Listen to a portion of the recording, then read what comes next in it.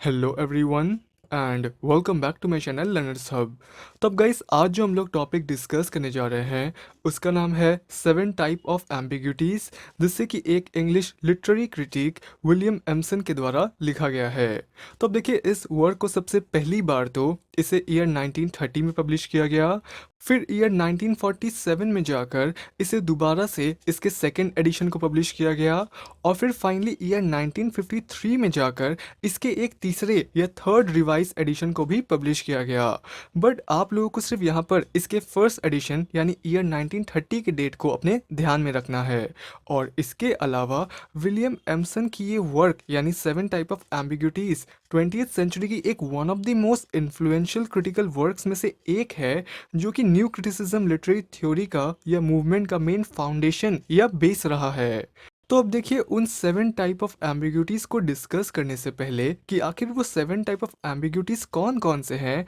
तो उससे पहले हमें ये समझना ज़रूरी है कि आखिर एम्बिग्यूटी क्या होता है। तो देखिए, एम्बिग्यूटी असल में एक ऐसे टाइप का लॉजिकल डिसऑर्डर होता है जिसमें कि एक सेंटेंस के अंदर या एक पोइट्री के अंदर एक वर्ड ऐसा होता है जिसके कि कई सारे मीनिंग्स होते हैं। यानी उस एक वर्ड का कोई स्पेसिफिक मीनिंग नहीं होता है, बल्कि उसके एक से और ज़्यादा मीनिंग्स होते हैं, मल्टीपल इनडिटर्मिनेट मीनिंग्स होते हैं। और इसी की वजह से जब हम किसी टेक्स्ट को, पोइट्री को या फिर किसी फ्रेज को पढ़ते हैं, तो उस टेक्स्ट में मौजूद उस एम्बिग्यूटी की वजह से हमें ये कन्फ्यूजन हो जाता है कि आखिर उस टेक्स्ट का या उस पोइट्री का रियल मतलब क्या है। और हम उन मल्टीपल आइडियाज़ के बीच या उन मल्टीपल इंटरप्रिटेशंस के बीच फंस जाते हैं, ये सोचकर कि शायद ये भी मतलब सही है और वो भी मतलब ठीक है। और विलियम एमसन के इन सेवन टाइप ऑफ एम्बिग्यूटीज़ के थ्रू या इस तरह के एक क्लोज एनालिसिस के थ्रू वो ये साबित नहीं करना चाहते थे कि आखिर उस टेक्स्ट का या उस पोइट्री का रियल मतलब क्या है, बल्कि इस तरह के क्लोज एनालिसिस के थ्रू वो उस टेक्स्ट के पीछे जो वेरियस पॉसिबिलिटीज़ है, उसके जो वेरियस मल्टीपल इंटरप्रिटेशंस हैं और जो मीनिंग है, तो वो उन्हें एक्सप्लोर करना चाहते हैं इस तरह के एनालिसिस के थ्रू। तो इसे और अच्छी तरीके से समझने के लिए लेट्स टेक एन एग्जाम्पल। तो मान लीजिए कि एक व्यक्ति एक दूसरे व्यक्ति से ये कहता है that I love metal and I am a big fan of metal. तो अब उस पहले व्यक्ति के इस बात को सुनकर वो दूसरा व्यक्ति थोड़ा सा कंफ्यूज हो जाता है, क्योंकि एक तो मेटल लोहा या धातु भी होती है जिससे कि कई सारे ब्यूटीफुल ऑब्जेक्ट्स बनते हैं, और दूसरा ये कि मेटल एक म्यूजिकल बैंड भी है। तो यहाँ पर वो मेटल वर्ड एक एम्बिग्यूटी की तरह काम करता है, जो कि मल्टीपल मीनिंग्स और आइडियाज़ को जनरेट करने का काम कर रहा है। तो चलिए, अब ये तो हमने समझ लिया कि एम्बिग्यूटी होता क्या है, और अब हम चलते हैं उन सेवन टाइप ऑफ एम्बिग्यूटीज़ की ओर। So now starting with the first type of ambiguity,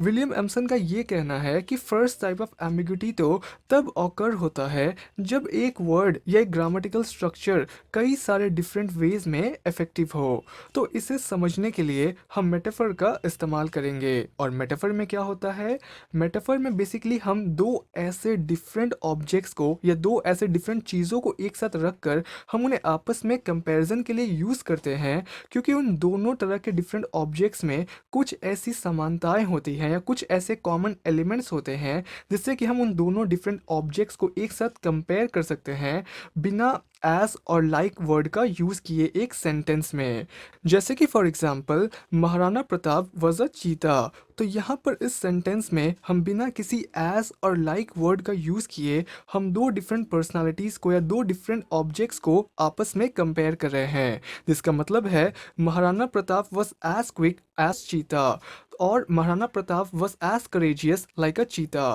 तो आप यहाँ पर देख सकते हैं कि कैसे हम दो डिफरेंट ऑब्जेक्ट्स को या दो डिफरेंट पर्सनालिटीज़ को हम उनके कुछ कॉमन एलिमेंट्स की वजह से हम उन्हें आपस में कंपेयर कर रहे हैं या कंपेयर कर सकते हैं। और इसी चीज़ को और अच्छे से समझने के लिए विलियम एमसन शेक्सपियर के एक सोनेट नंबर 73 का इस्तेमाल करते हैं, जहाँ पर वो ये लिखते हैं, bear ruined choirs where late the sweet birds sang।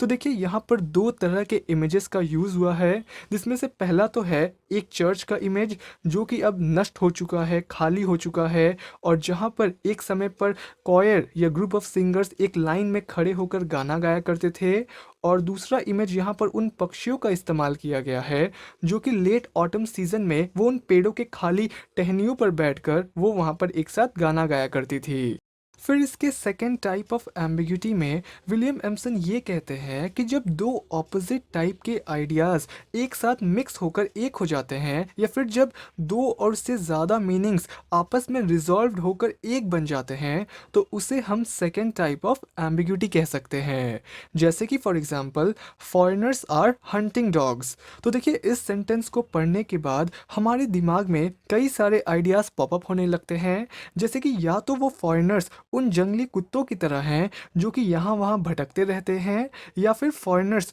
कुत्तों का या डॉग्स का शिकार कर रहे हैं। तो यहाँ पर दो डिफरेंट आइडियाज़ एक साथ मिक्स होकर एक बन गए हैं। फिर इसके थर्ड टाइप ऑफ एम्बिग्यूटी में विलियम एम्सन का ये कहना है कि जब दो आइडियाज़ एक ही सिंगल वर्ड से कनेक्टेड हो तो उसे हम थर्ड टाइप ऑफ एम्बिग्यूटी कहते हैं, जिससे कि हम पन का इस्तेमाल करके भी समझ सकते हैं। जैसे कि for example a leopard can't और डजंट चेंज इट्स स्पॉट। तो अब देखिए यहाँ पर इस वर्ड स्पॉट की वजह से दो तरह के मीनिंग्स जनरेट हो रहे हैं, जिसमें से पहला तो ये है कि एक लेपर्ड कभी भी अपने स्पॉट को यानी अपनी जगह को या अपने इलाके को नहीं बदलता है, और इसका दूसरा मीनिंग ये है कि एक लेपर्ड कभी भी अपने उन स्पॉट्स को नहीं बदल सकता है, यानी उसके बॉडी में जो स्पॉट्स होते हैं तो वो उन्हें कभी भी नहीं बदल सकता है। तो इस तरह से जब एक ही वर्ड से दो आइडियाज जुड़े हुए हों with in the same context तो उसे हम थर्ड टाइप ऑफ एम्बिग्यूटी कह सकते हैं। फिर इसके फोर्थ टाइप ऑफ एम्बिग्यूटी में विलियम एम्सन का ये कहना है कि जब एक ही सेंटेंस में दो सरप्राइजिंग कन्फ्लिक्ट्स अराइज होते हों और जो कि एक स्पीकर के या एक ऑथर के कॉम्प्लिकेटेड स्टेट ऑफ माइंड को क्लियरली शो करता हो या उन्हें रिवील करता हो तो उसे हम फोर्थ टाइप ऑफ एम्बिग्यूटी कह सकते हैं। जैसे कि फॉर एग्जांपल मान लीजिए कि आपने अपने एक फ्रेंड को कहा I am lying for the time being, but फिर आपके दोस्त को कुछ ठीक से समझ में नहीं आया और आप फिर उसे ये कहने लगते हैं मेरा ये मतलब नहीं था कि मैं यहाँ पर झूठ बोल रहा हूँ, बल्कि मेरा ये मतलब था कि मैं बस सिंपली यहाँ पर लेटा हुआ हूँ। तो यहाँ पर लाइंग जो वर्ड है तो ये एक ऑथर के कॉम्प्लिकेटेड स्टेट ऑफ माइंड को रिवील करता है या शो करता है। इसे हम एक और एग्जांपल से भी समझ सकते हैं, जैसे कि water water everywhere not a drop to drink, यानी चारों तरफ पानी ही पानी है पर पीने के लिए एक बूंद नहीं। तो यहाँ पर दो सरप्राइजिंग कन्फ्लिक्ट्स अराइज हो रहे हैं जो कि एक ऑथर के कॉम्प्लिकेटेड स्टेट ऑफ माइंड को रिवील करता है। फिर इसके फिफ्थ टाइप ऑफ एम्बिग्यूटी में विलियम एम्सन का ये कहना है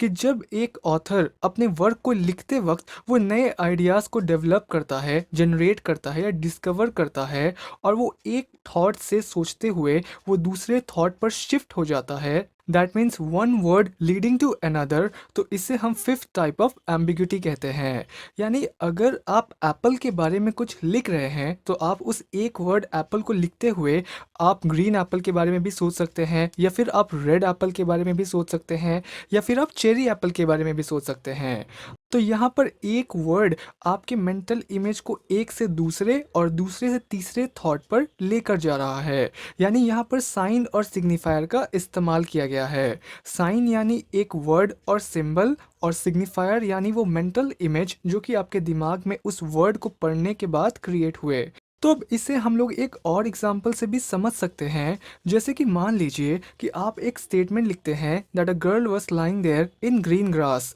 अब इसी स्टेटमेंट को लिखते हुए आपके दिमाग में और आइडियाज़ आने लगे और आप ये सोचने लगे that a girl was lying over there like a snake. तो अब यहाँ पर एक वर्ड लाइंग से आप दूसरे आइडियाज़ पर जंप कर रहे हो और आपको वो लड़की वहाँ पर किसी सांप की तरह लेटी हुई दिखाई दे रही है। तो यहाँ पर सिमिली का भी काफ़ी हद तक यूज़ हुआ है।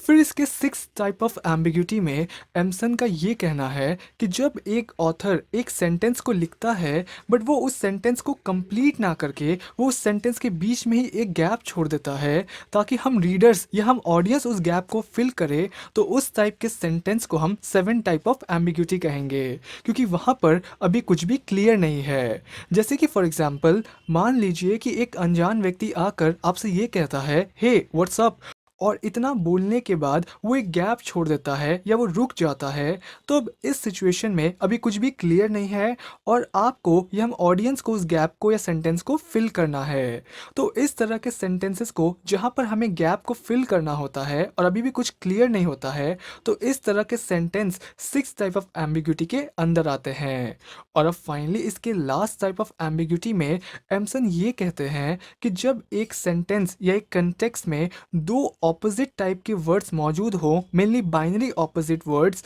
तो वैसे sentence seven type of ambiguity के अंदर आते हैं। जैसे कि फॉर एग्जांपल पॉलिटिकल स्पीचेस, जहां पर एक पॉलिटिकल लीडर ये कहते हैं that we are a country of old and young, rich and poor, तो यहाँ पर एक ही सेंटेंस में बाइनरी ऑपोजिट वर्ड्स का यूज़ किया गया है चीज़ों के डिवीजन को शो करने के लिए। तो इस तरह से हमने सभी तरह के सातों एम्बिग्यूटीज़ को डिस्कस कर लिया एंड आई होप कि आपको ये टॉपिक क्लियर होगा। वीडियो पसंद आया तो प्लीज़ आप लोग कमेंट करके ज़रूर बताएं, लाइक करें, शेयर करें इसे अपने दोस्तों के साथ and thank you for watching.